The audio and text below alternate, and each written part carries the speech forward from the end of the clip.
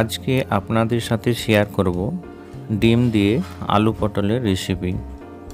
তার জন্য কড়াইতে তেল গরম করতে দিলাম। এখানে তেলটা গরম হলে সিদ্ধ করা ডিমগুলো একে একে এখানে ছেড়ে দেব এবং খুব সুন্দরভাবে লাল লাল করে ফ্রাই করে নেব। ডিমগুলো হালকা করে কাঠি দিয়ে ছিদ্র ছিদ্র করে নেবেন, তাহলে ডিমের ভিতরে মশলাগুলো ঠিকঠাক প্রবেশ করবে এবং খেতে বেশ ভালো লাগবে। দেখতে পাচ্ছেন ডিমগুলো অনেকটাই লাল হয়ে গেছে। ডিমগুলো এভাবে নেড়ে চেড়ে এপিট ওপিট করে সুন্দর করে লাল করে ভেজে নিতে হবে। নাড়াচাড়া করলে সব সাইডটা একইভাবে ফ্রাই করা হবে। দেখতে পাচ্ছেন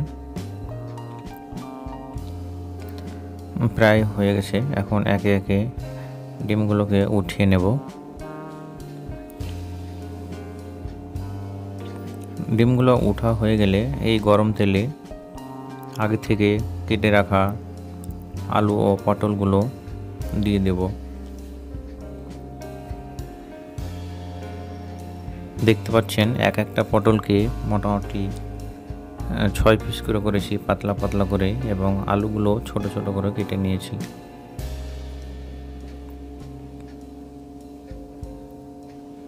এখন এই সবজিটা কষিয়ে নিতে হবে। তার জন্য এখানে সব কিছু মশলা অ্যাড করে দেব। এখানে এখন পরিমাণ মতো লবণ দিয়ে দেব এবং পরিমাণ মতো হলুদ দিয়ে কষাতে থাকব। প্রথমেই হলুদ আর লবণ দিয়ে কষালে সবজির টেস্টটা বেশ ভালো আসে। এখন ঠিকঠাকভাবে সবজিটাকে কষিয়ে নেব।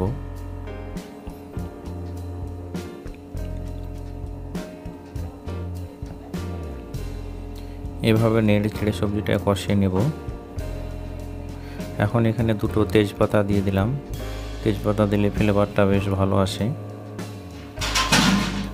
এটা পুরোটাই অপশনাল।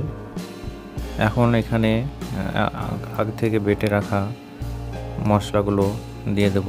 এখানে এখন দিয়ে দিচ্ছি পেঁয়াজ, আদা, রসুন এবং কাঁচা লাল লঙ্কা বাটা একসাথে দিয়ে দিলাম। এভাবে বাটা মশলা দিয়ে রান্না করলে টেস্টটা বেশ ভালো আসে। এখন এইভাবে কষাতেই থাকবো।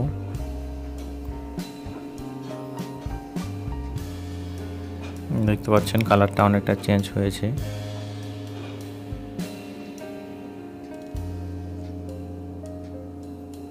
এভাবে দমে দমে সিদ্ধ করতে হবে। এখানে কিছুটা দিয়ে দিলাম এখন ধনে গুঁড়ো।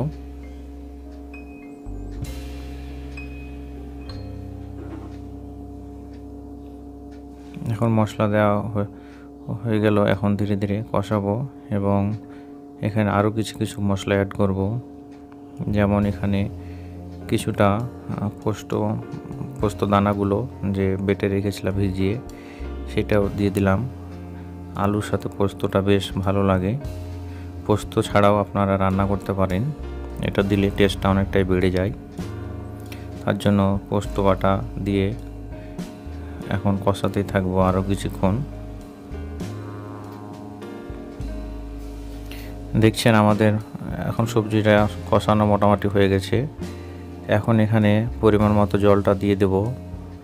জলটা একটু বেশি দিলাম, কেননা সবজিটা আরও ভালোভাবে সিদ্ধ হবে এবং জলটা অনেকটা টেনে নেবে এবং সবজিটা হালকা ঝোল টাইপের থাকবে। এখন এখানে আগে থেকে ফ্রাই করা ডিমগুলো এখন অ্যাড করে দিলাম। তাহলে অ্যাড করে দিলে ডিমের ভিতরে মশলাটা ঢুকবে। এভাবে ঢেকে ঢেকে সবজিটা কিছুক্ষণ ধরে সিদ্ধ করে নেব। এই সবজিটা আমরা এখন চুলোতে রান্না করছি, অনেক সময় গ্যাসেও করি, কিন্তু আজকে চুলোতে রান্না করে দেখাচ্ছি আপনাদেরকে, চুলোতে টেস্ট আসে। এখন এখানে কিছুটা গোলমরিচ গুঁড়ো দিলাম এবং কিছুটা এখানে জিরে গুঁড়ো দিয়ে দেব। এগুলো মশলা পরে দিলে ফ্লেভারটা বেশ সুন্দর আসে, তার জন্য জিরে এবং গোলমরিচ গুঁড়োটা পর থেকে দিলাম। এখন সবজি আমাদের রান্না কমপ্লিট। এখন এটাকে আমরা একটা পাত্রে রেডি করে নেব। দেখতে পাচ্ছেন কি সুন্দর কালার এসছে। এই হলো আমাদের আলু পটল ডিমের রেসিপি।